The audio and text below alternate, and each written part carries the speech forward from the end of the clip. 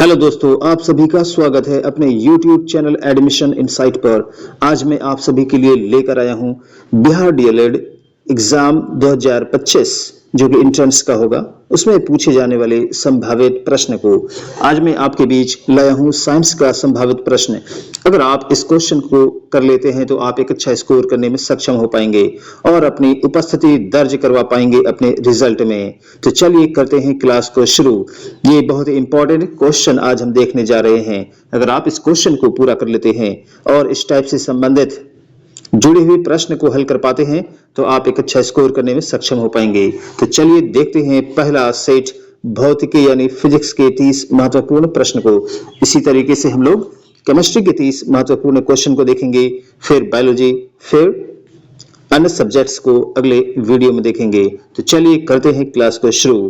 पहला सब्जेक्ट जो भौतिकी है, इसका पहला प्रश्न हमारे पास है, ध्वनि की चाल सबसे अधिक किस में होती है? ठोस में, द्रव में, गैस में, निर्वात में? तो सही उत्तर हो जाएगा ठोस में, ए ऑप्शन। ध्वनि की चाल सबसे अधिक होती है ठोस में। चलते हैं अगले प्रश्न की तरफ। विद्युत बल्ब का तंतु किस धातु का बना होता है?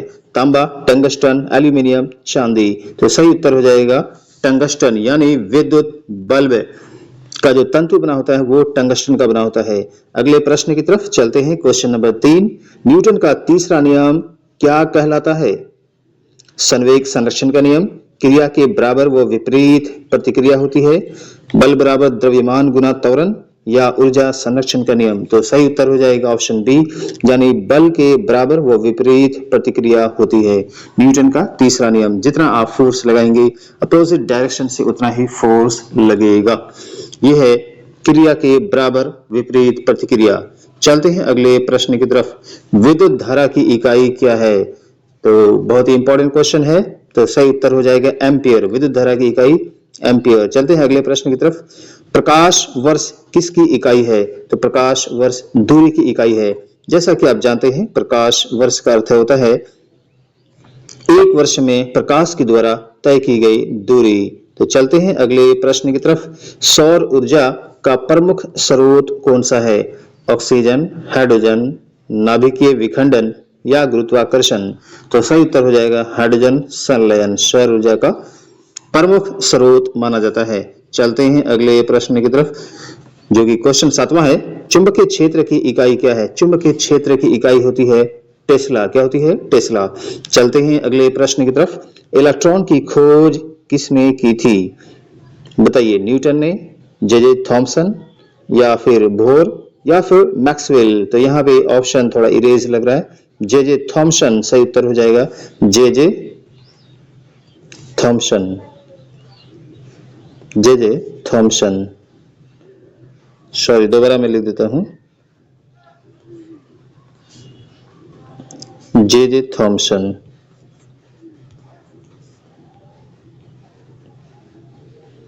J Thomson.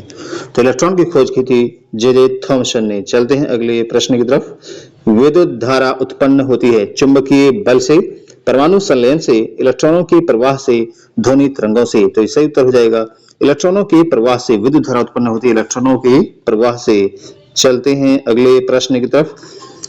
चंद्रमा पर गुरुत्वाकर्षण पृथ्वी के गुरुत्वाकर्षण का कितना होता है? 1/2, 1/3, 1/5, 1/6? तो जैसा कि आप सभी जानते हैं चंद्रमा पर गुरुत्वाकर्षण पृथ्वी के गुरुत्वाकर्षण का 1/6 हो जाता है। यानी कोई व्यक्ति धरती पर अगर 60 केजी का है तो चंद्रमा पर हो जाएगा 6 से आप डिवाइड करेंगे तो 10 केजी का हो जाएगा। चलते हैं अगले प्रश्न की तरफ। आवश्यकता किसकी जननी है? तो आविष्कार की जननी है आवश्यकता। अगला प्रश्न, संपूर्ण ब्रह्मांड में सबसे तेज गति से क्या यात्रा करता है? तो सबसे तेज गति से यात्रा करता है प्रकाश, ना कि ध्वनि, हवा, पानी। तो प्रकाश सबसे तीव्र गति से यात्रा करता है पूरे ब्रह्मांड यूनिवर्स में। चलते हैं अगले प्रश्न की तरफ। रेडियोधर्मी तत्वों की खोज किसने की थी? तो सही उत्तर हो जाएगा हेनरी बैकेरल, हेनरी बैकेरल। अगले प्रश्न की तरफ। बैरोमीटर किसे मापता है? तापमान को, वायुदाब को, आर्द्रता, ऊंचाई? तो बैरोमीटर जो नापता है वो वायुदाब को नापता है। तापमान को हम लोग डिग्री सेल्सियस में थर्मामीटर से नापते हैं। उसी तरह आर्द्रता ये हाइग्रोमीटर से नापी जाती है। आर्द्रता यानी जो मॉइस्चर है, इसका अर्थ होता है वातावरण में वाष्प की मात्रा, और ऊंचाई ये अलग है। चलते हैं अगले प्रश्न की तरफ। विद्युत प्रतिरोध की इकाई क्या है? तो ओम हो जाएगा विद्युत प्रतिरोध की इकाई यानी यूनिट ओम, जिसे आप इस प्रकार से दर्शाते हैं। चलते हैं अगले प्रश्न की तरफ। गति का एसआई मात्रक क्या है? तो मीटर प्रति सेकंड, मीटर प्रति सेकंड गति का एसआई मात्रक। चलते हैं अगले प्रश्न की तरफ। एक न्यूटन बल किसके बराबर होती है?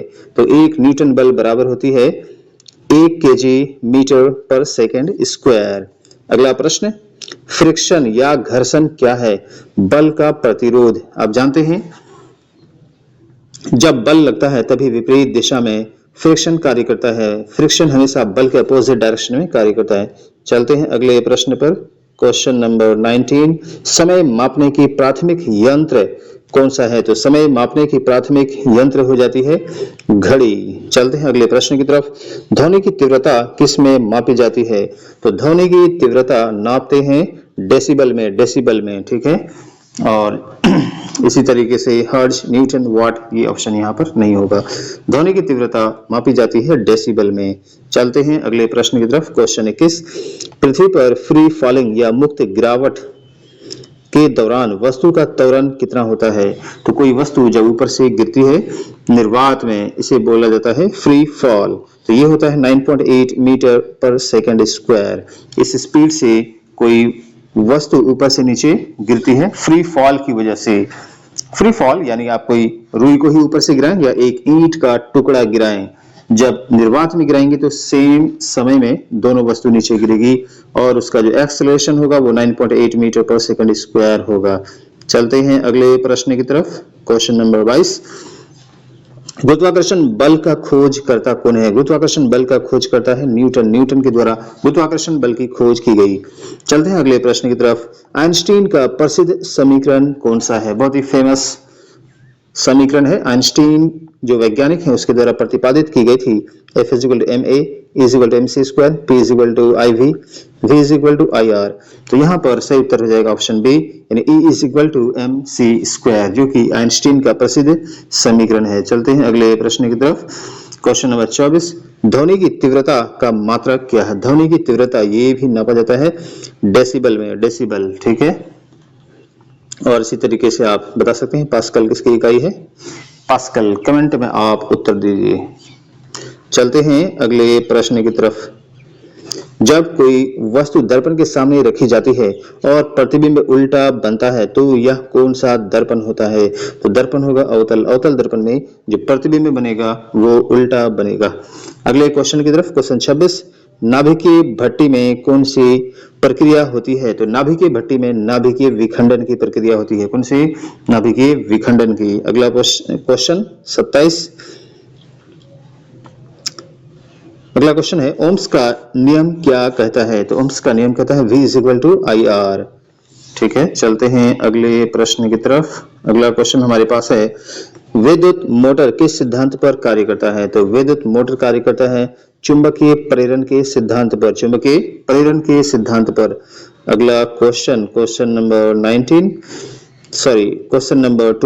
29, विद्युत चुंबकीय तरंगों की खोज किसने की थी? तो विद्युत चुंबकीय तरंगों की खोज की थी मैक्सवेल ने। किसने? मैक्सवेल ने।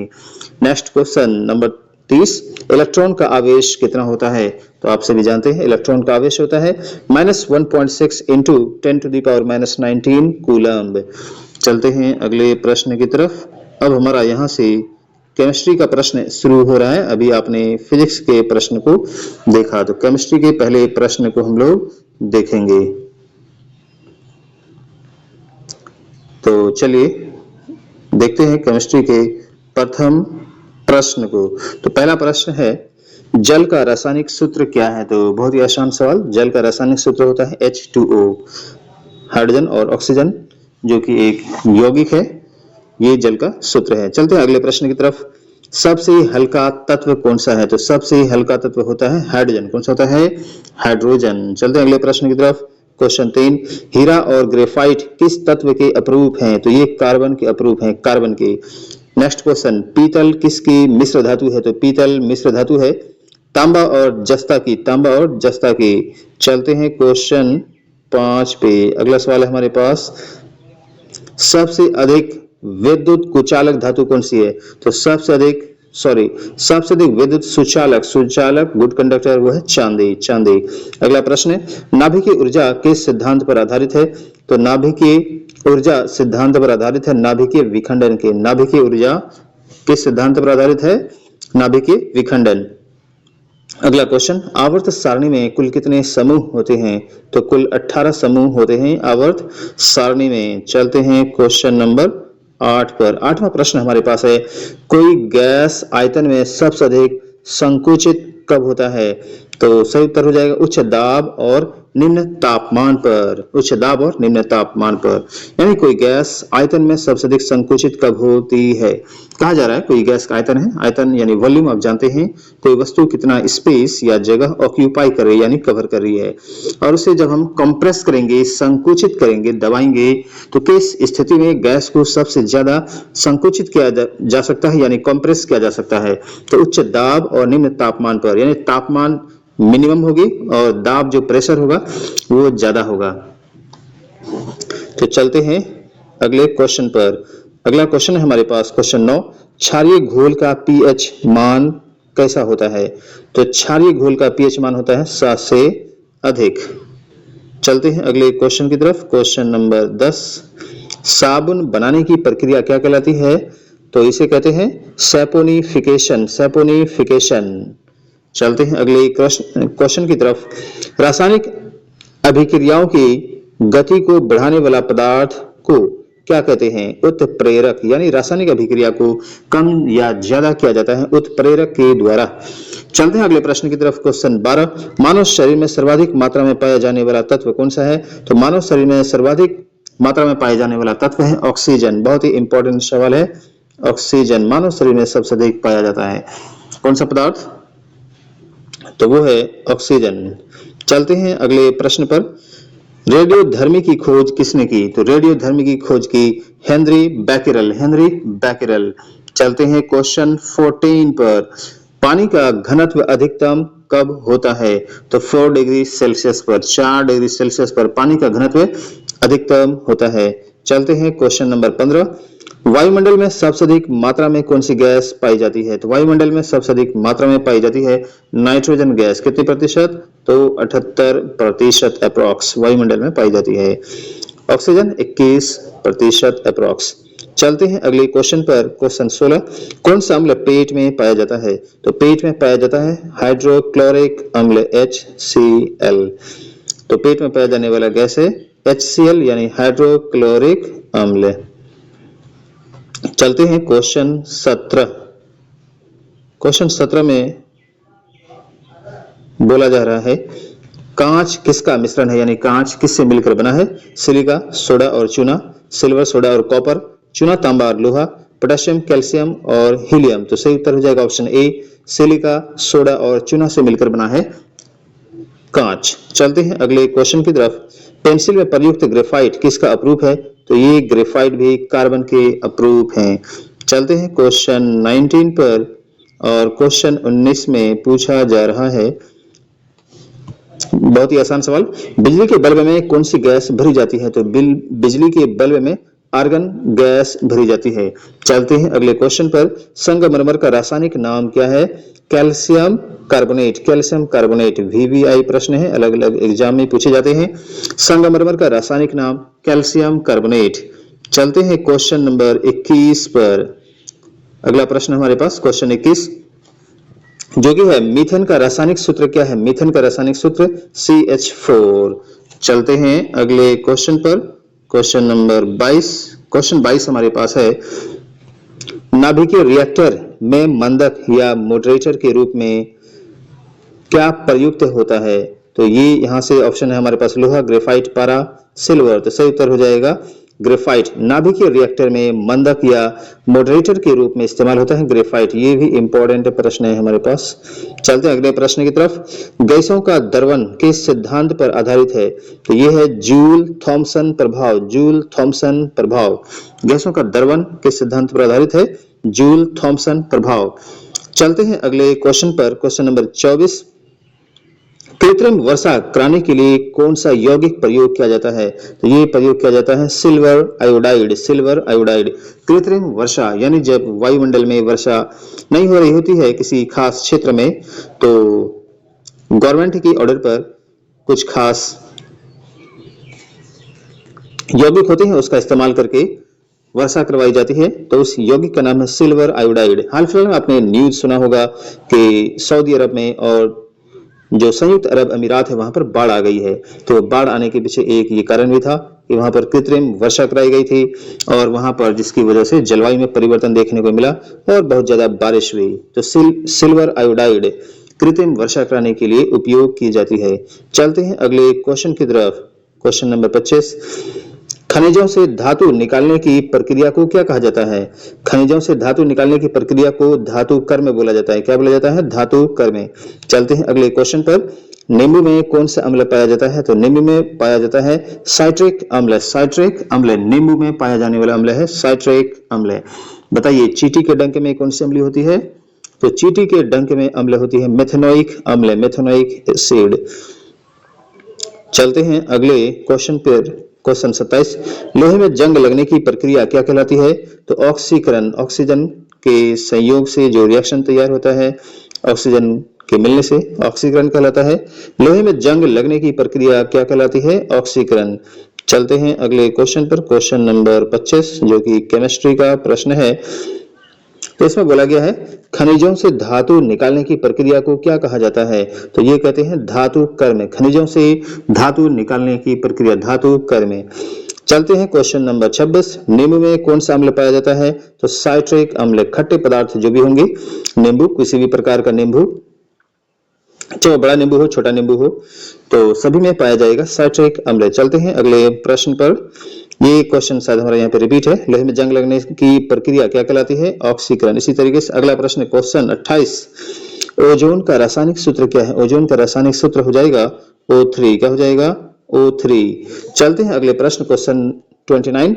सबसे कठोर प्राकृतिक पदार्थ कौन सा है? तो सबसे कठोर प्राकृतिक पदार्थ हीरा। क्या है? हीरा। चलते हैं अगले प्रश्न पर। नाइट्रोजन उर्वरकों का प्रमुख घटक कौन सा होता है? नाइट्रोजन उर्वरकों का प्रमुख घटक होता है यूरिया। यूरिया उर्वरक यानी जो हम लोग रासायनिक खाद बनाते हैं, यूरिया, डीएपी, पोटाश, जिंक, तो ये सभी खाद बनाने में सबसे प्रमुख घटक होता है यूरिया।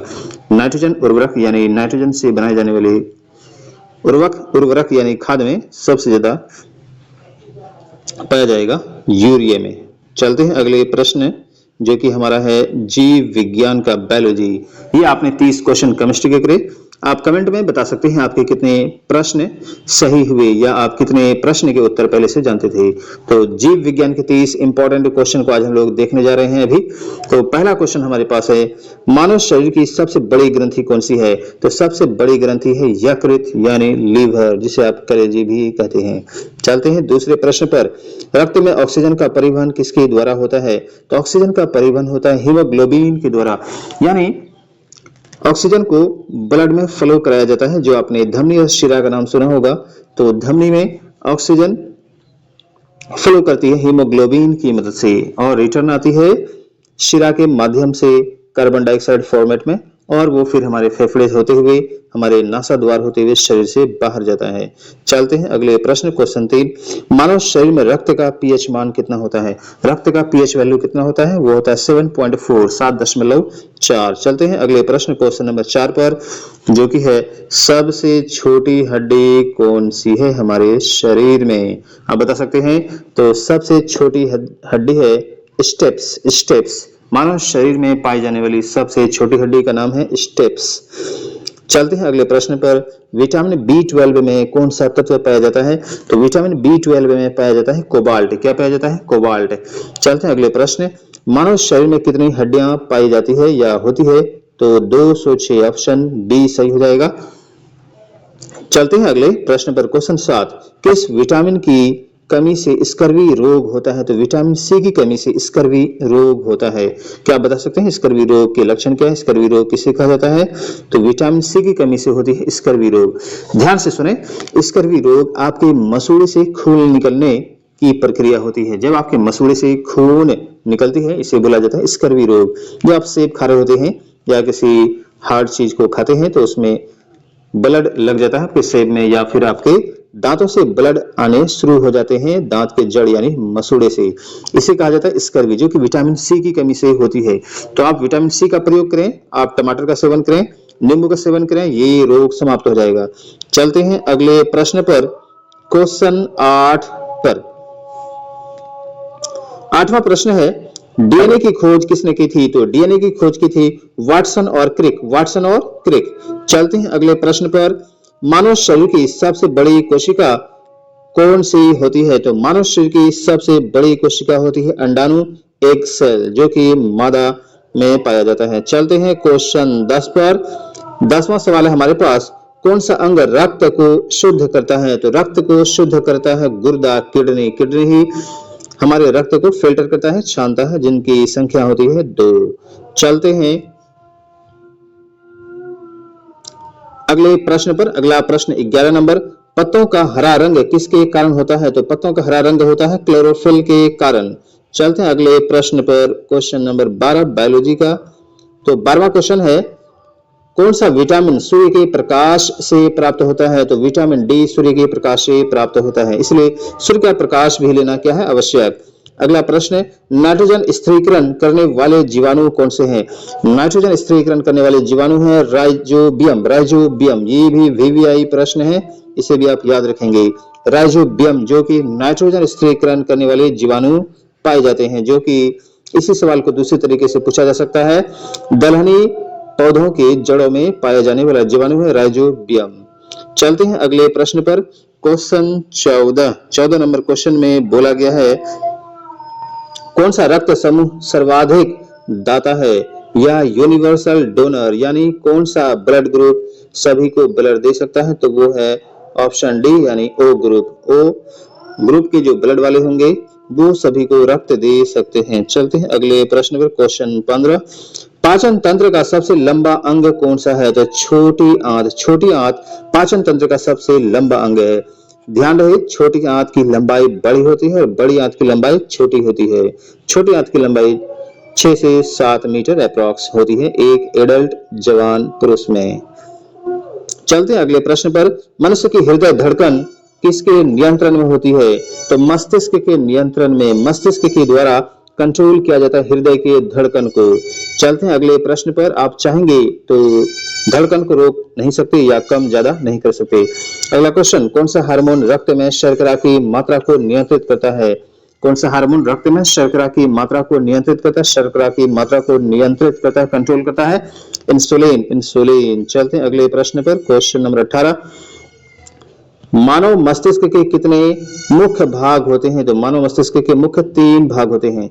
चलते हैं अगले प्रश्न पर। रक्त में प्लेटलेट्स का मुख्य कार्य क्या है? तो प्लेटलेट्स का मुख्य कार्य होता है रक्त का थक्का बनाना। जब आपका हाथ पांव कट जाता है तो ऐसी स्थिति में रक्त की जो क्लॉटिंग होती है या ब्लड क्लॉटिंग, ब्लड को जमाने में मदद करता है प्लेटलेट्स।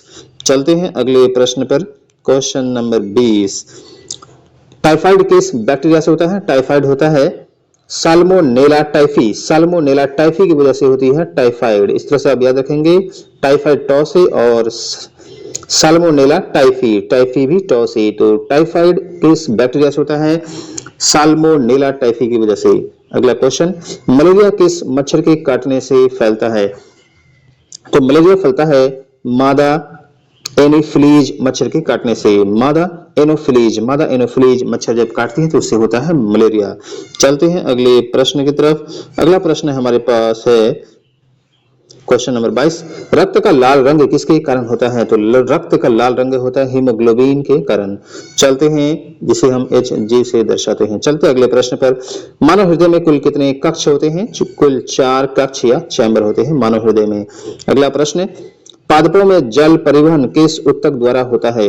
तो पादपों में जल परिवहन जाइलम के द्वारा होता है। ज से जल, ज से जाइलम, जल परिवहन के द्वारा, जाइलम के द्वारा जल परिवहन होता है पादप यानी प्लांट्स में। अगला क्वेश्चन, मानव शरीर में पाचन एंजाइम कौन सा है? तो पाचन एंजाइम है पेप्सिन। पेप्सिन क्या करता है? पाचन करने में मदद करता है। अगला क्वेश्चन, क्वेश्चन 26, लाल रक्त कणिकाओं का जीवन काल कितना होता है? लाल रक्त कणिकाओं, रेड ब्लड सेल का जीवन काल होता है 120 दिन। कितना? 120 दिन। अगला प्रश्न हमारे पास है क्वेश्चन नंबर 27, किस अंग को जीवित प्रयोगशाला कहा जाता है? तो बहुत इंपॉर्टेंट क्वेश्चन है। यकृत, यकृत को बोला जाता है जीवित प्रयोगशाला।